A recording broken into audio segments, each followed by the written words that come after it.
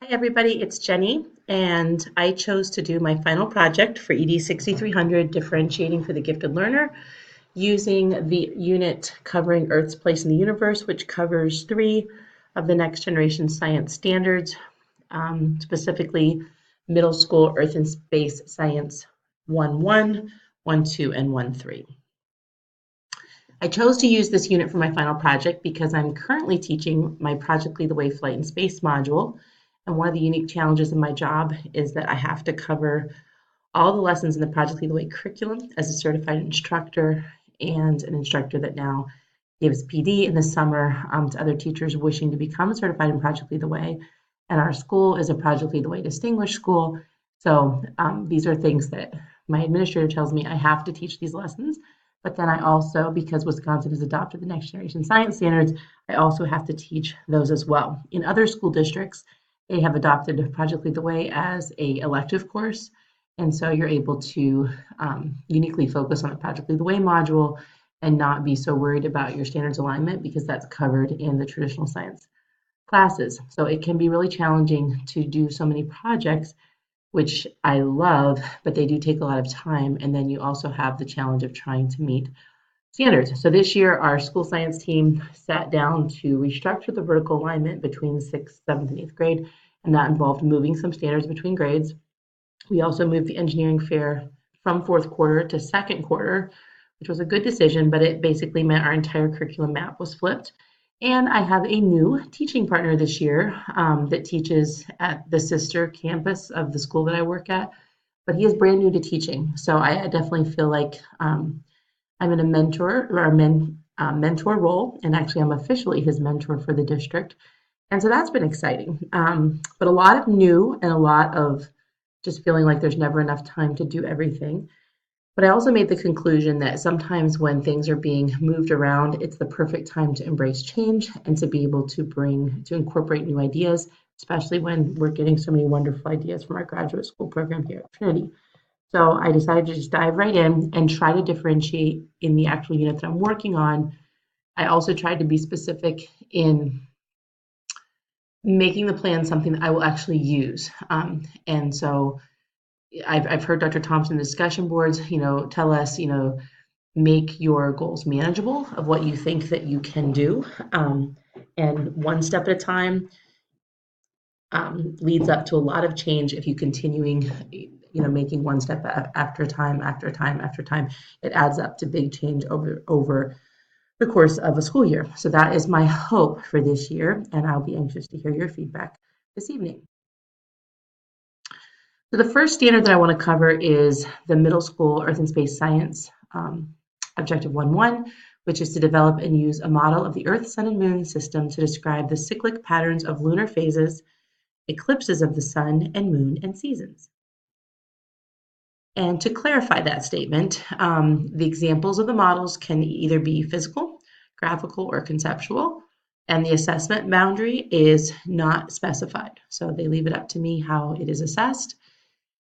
In starting with defining our objective, I'm reminded of our reading one of the articles that we read that whatever objectives we're going to be giving to students for homeworks, it should align with the class objectives. That's really the only way that homework makes sense for all learners, but especially for gifted learners.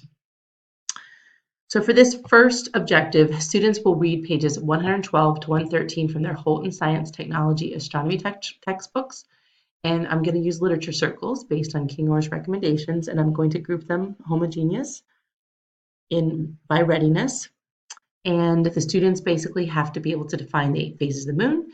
They're going to be given a black strip of paper and use colored pencils to actually draw on that strip of paper the picture of the moon, and then they'll write the definition beside it. And I have a student sample because I got this idea from another teacher. So it would look like this. And then the teacher will lead the students in transforming the classroom into a model solar system where each student's head is the Earth. And if you look in the picture, that lamp that has its lampshade removed in the middle of the room, and there's actually garbage bags that are covering all the windows in the room. That lamp in the middle of the room represents the sun, and then the head of the person represents the earth. And so it starts off with you have to do rotation, and we do, of course, make sure that we rotate in the correct direction. And we further elicit through inquiry strategy that you have to rotate while being at a tilt. And then eventually the students start revolving as a class around the sun, because rotation and revolution are two common terms that students mix up. And no matter how much I tried to emphasize that last year, it was still the most commonly missed question for this unit. And then for the moon phases, which are shown in the picture here, the students will have a craft stick that has a 3-inch styrofoam ball on it. And as the moon revolves around the earth, you will actually see the different phases of the moon reflected from the sun's light in the middle of the room onto the craft styrofoam ball, which is actually really, really cool. So if you look here, you can see the full moon, the waning gibbous, the third quarter moon, and the waning crescent. And so you can see that it really works very, very well. This lesson was taken from the National Science Teachers Association journal. And it's just really well researched, and I really, really enjoyed reading this, and I'm really, really excited to have a really sound model to take into my classroom. And then moving on to the next objective was to develop and use a model to describe the role of gravity in the motions within galaxies and the solar system. The clarification statement emphasizes the model is on gravity as the force that holds together the solar system and the Milky Way galaxy, and it controls the orbital motions within them.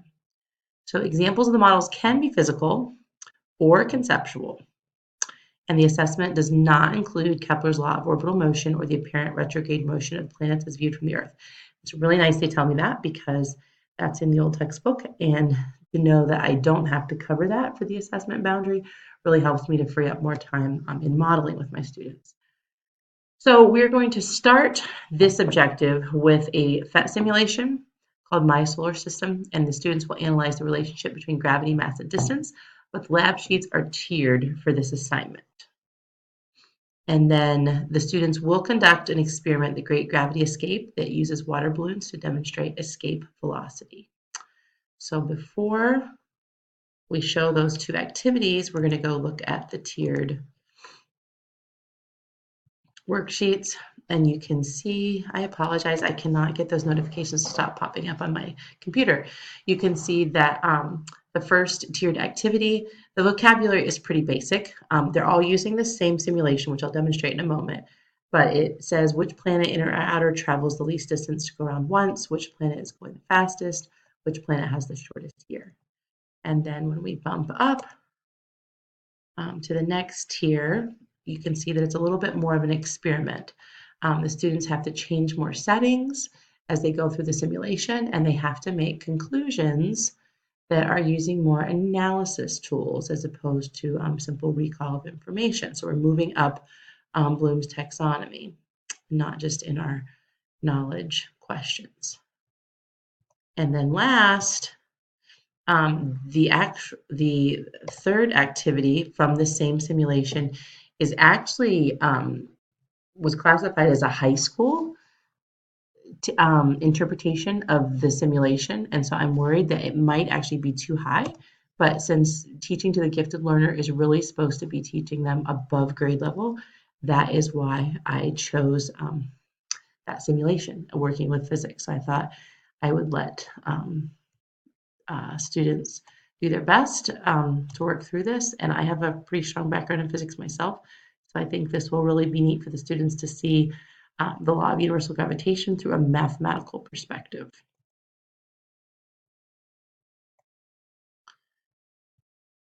And then if you want to actually see that simulation,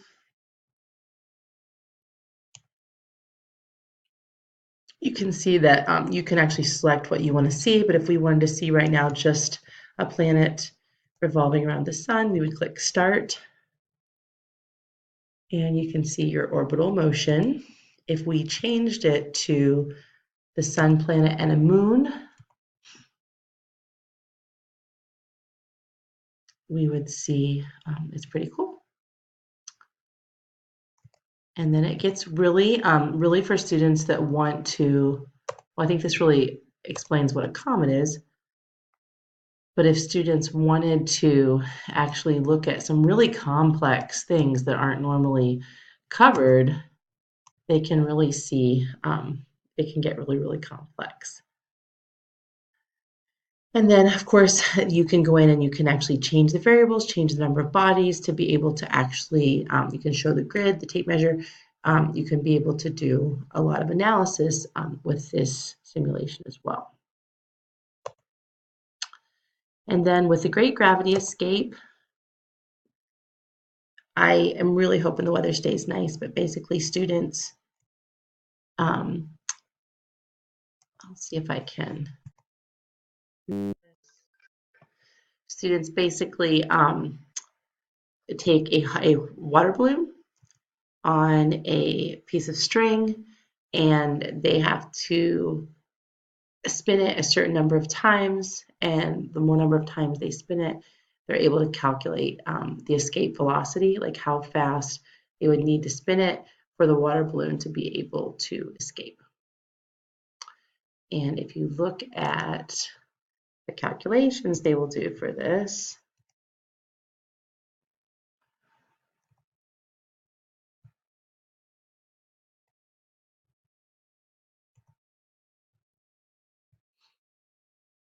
they're basically taking the number of rotations divided by 10, because they spun it for 10 seconds, times 10 feet for the diameter of the string, times pi, and that's actually what gives them their escape velocity. So it's just kind of a really cool way to mathematically show them how to calculate escape velocity. And then the third standard is to analyze and interpret data to determine scale properties of objectives in the solar system. The clarification statement is that emphasis is on the analysis of data from Earth-based instruments, space-based telescopes, and spacecraft to determine similarities and differences among solar system objects. Examples of scale properties include the sizes of an object's layers, such as crust and atmosphere, the surface features such as volcanoes and orbital radius.